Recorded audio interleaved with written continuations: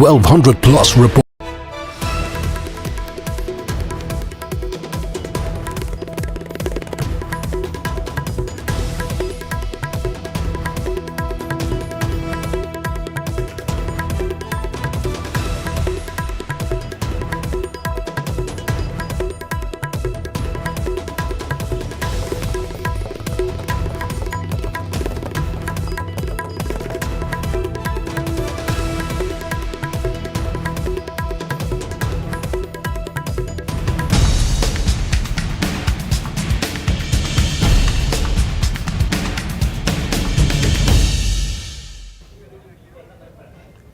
Break के बाद आपका स्वागत है। तो बात कर रहे हैं कोरोना की प्रदेश में भी लगातार जो मामले हैं वो सामने आ रहे हैं। इस वक्त हमारे सहयोगी सतवीर बीकानेर से हमारे साथ जुड़ रहे हैं। सतवीर, आपके पास आना चाहेंगे। जानकारी मिल रही है कि आपके साथ बीकानेर के कलेक्टर हैं, बात करें उनसे।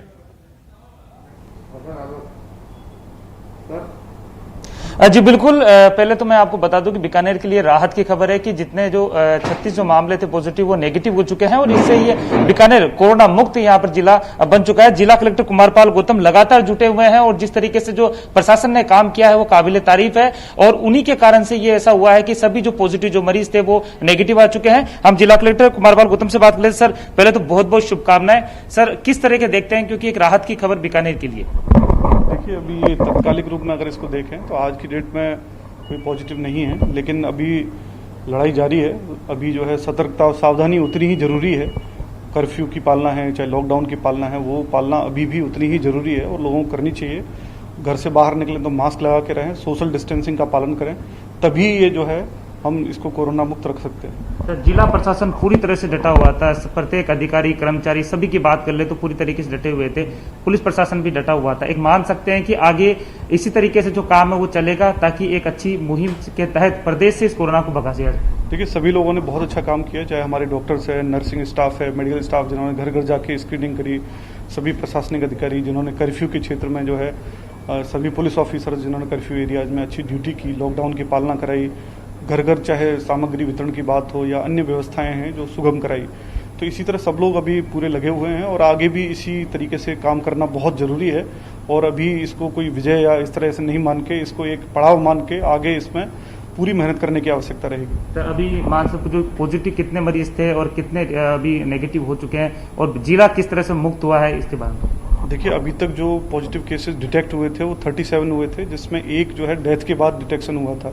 36 लोग जो है अभी ठीक हो चुके हैं और उनकी सेकंड रिपोर्ट भी नेगेटिव आ चुकी हैं और इस तरह अभी पॉजिटिव एक्टिव केस कोई नहीं है। और हम उम्मीद करेंगे कि बाहर से अभी जैसे बड़ी संख्या में माइग्रेशन होगा लेबर्स का और दूसरे लोग भी बाहर से आ रहे हैं जा रहे हैं, तो उनसे अनुरोध है कि जब भी कोई व्यक्ति आए जाए कहीं से भी, तो लोग भी उसकी सूचना दें, वो स्वयं भी दें और इसके बारे में जो एडवाइजरी और क्वारंटाइन है उसको पालन करना बहुत जरूरी है, तभी हम जो है कोरोना से लड़ पाएंगे। सर जिले के लिए राहत की खबर है, लेकिन एक जरूरी मैसेज ये भी देना होगा लोगों को कि इस राहत की खबर से वो ज्यादा वो नहीं हो, लॉकडाउन का पूरी तरह से पालना करें क्योंकि एहतियातन भी बहुत जरूरी है। अब ज्यादा चुनौती बढ़ गई।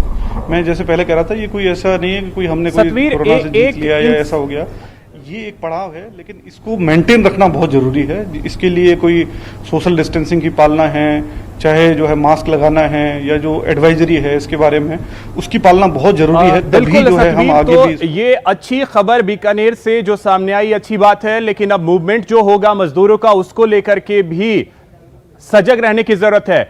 कपिल के पास चलते हैं, उदयपुर से कपिल हमारे साथ जुड़े हुए हैं। कपिल, आपके पास आना चाहेंगे, उदयपुर से क्या जानकारी है और साथ ही साथ उदयपुर के कलेक्टर ने कितने बसों की डिमांड की है रोडवेज की तरफ से, कितने मजदूर हैं जिन्हें वहां लाने को लेकर के तैयारियां चल रही हैं, क्या अपडेट है उदयपुर से?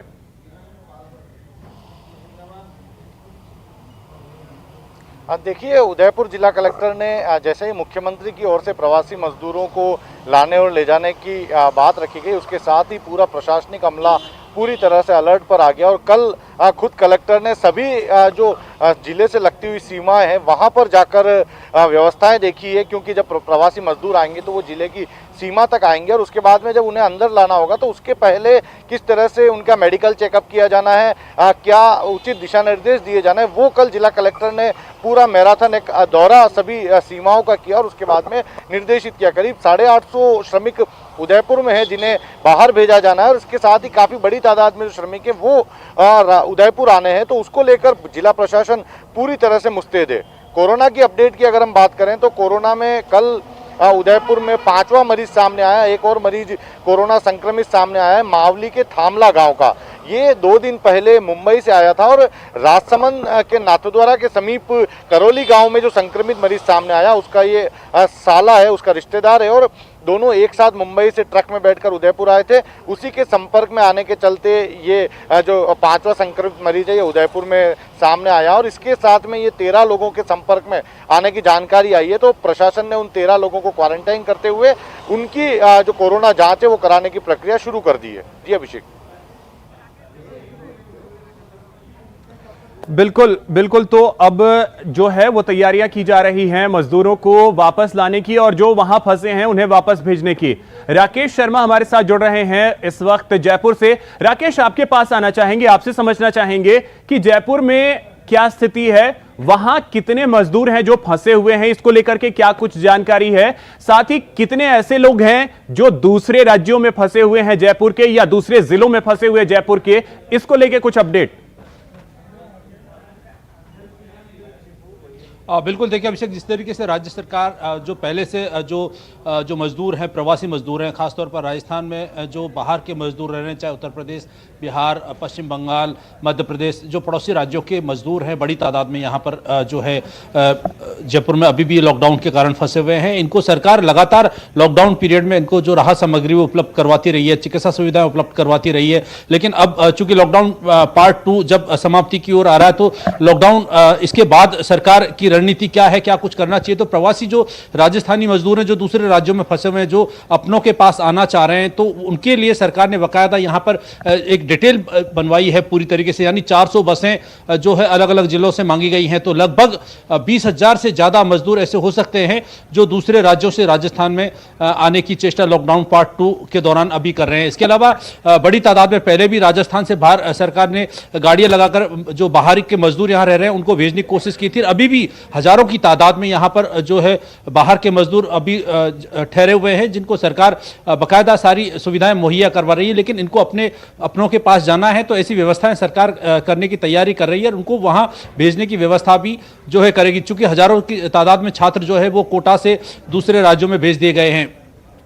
जहां तक अब जो है पूरी तरीके से सरकार लॉकडाउन पार्ट 2 अब समाप्त होने वाला है, इसके बाद किस तरीके से रणनीति तैयार करनी है, अर्थव्यवस्था को किस तरीके से पटरी पर लाना है, मांग और आपूर्ति बाजार में बनी रहे, किस तरीके से इस व्यवस्था को दिशा देनी है। तो इसके लिए जो औद्योगिक इकाइयां हैं, जो बंद पड़ी हुई संस्थाएं, उनको विधिवत तरीके से खोलने के प्रयास किए जाएंगे, सुरक्षित तरीके से खोलने के प्रयास किए जा रहे हैं। सरकार इस दिशा में बड़ी तेजी से काम कर रही है। इसके अलावा चूंकि लॉकडाउन के दौरान सरकार का राजस्व बड़ी तेजी से गिरा है, एक और से जो अहम मदद चीज सरकार को मिलनी चाहिए थी। बिल्कुल राकेश, एक और अहम चीज, देखिए लोगों को लाने और ले जाने की तो व्यवस्थाएं की जा रही हैं, लेकिन इन सब से हटकर के एक और अहम चीज है कि लोगों को भी, जो जहां लोग रह रहे हैं, उन्हें भी इस बात को थोड़ा सा समझना होगा, जिस चीज का जिक्र किया है मुख्यमंत्री अशोक गहलोत ने कि लोग सहयोग करें। तो इसको लेकर के किस तरीके से लोगों को समझाया जाएगा कि जो बाहर से लाए गए हैं वो कोरोना पीड़ित नहीं है, उन्हें आप सहयोग करें, यह लोगों को भी समझाना होगा।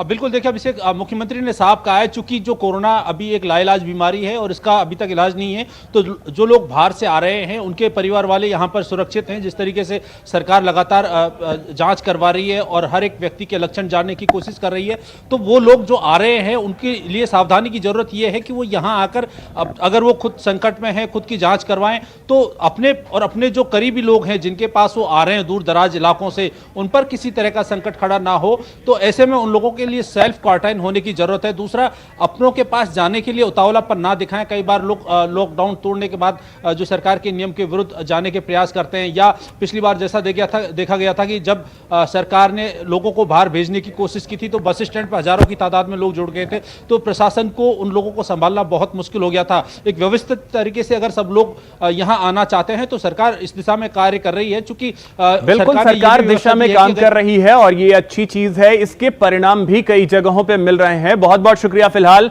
राकेश, कपिल और साथ ही साथ सतवीर, आपका बहुत बहुत शुक्रिया इन तमाम जानकारियों के लिए। तमाम प्रदेश की स्थितियों को बताने के लिए। बहुत बहुत शुक्रिया आप तीनों का। तो खबरों में आगे बढ़े उससे पहले आपको बताते कि आज दोपहर 1 बजे देखिए गहलोत के त्रिदेव।